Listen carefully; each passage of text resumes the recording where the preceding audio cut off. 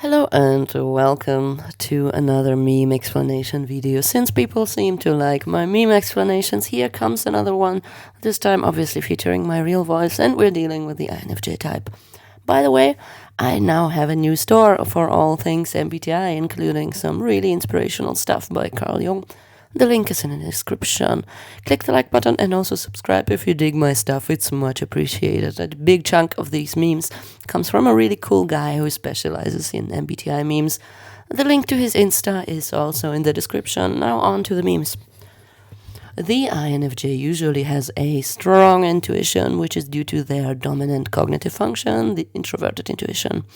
However, while they are so good at insight, the practical side often struggles.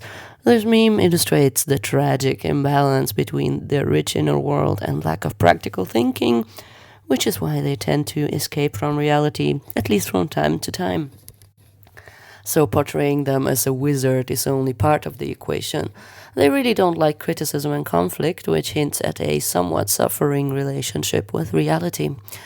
By the way, if you're new to this whole topic because you just took the test, take a look at my videos about the cognitive functions. I'm gonna link to those in the description, but just so you know, these are the cognitive functions of the INFJ type. Generally, introverted intuition can be a powerful thing because it's associated with intense focus and a strong sense of concept.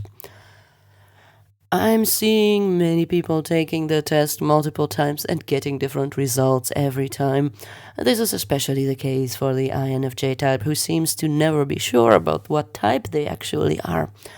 They are often wondering if they might be actually an INFP type, and there is a good reason for that. INFJs are supposed to be rare, but there is an overwhelming amount of content about this particular type.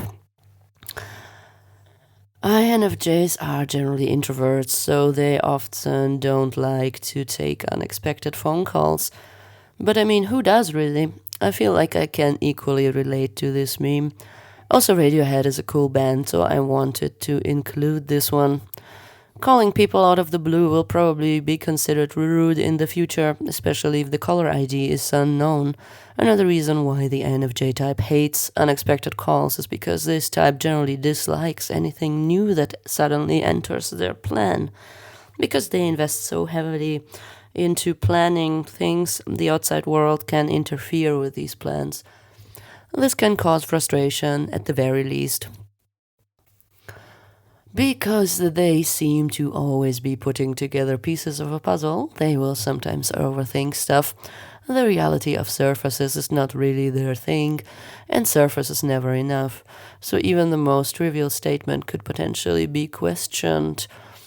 Also, they don't like small talk. On the other hand here, if the ISTP says they're fine, they might be wrong about it.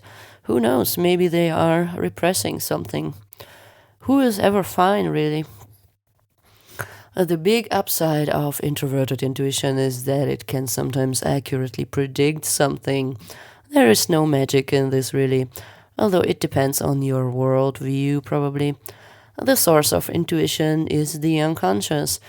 It is a big part of our mind where we store a lot of information, much more than in the conscious part, but it is rarely ever accessible. I think I read somewhere that you can't dream of an entirely new and non-existent person or face. It's always someone you have already seen at some point. The unconscious is a fascinating thing, really. There is something cute and whimsical about the INFJ sometimes. They love being in the nature, not only because they are introverts, but because they genuinely love nature.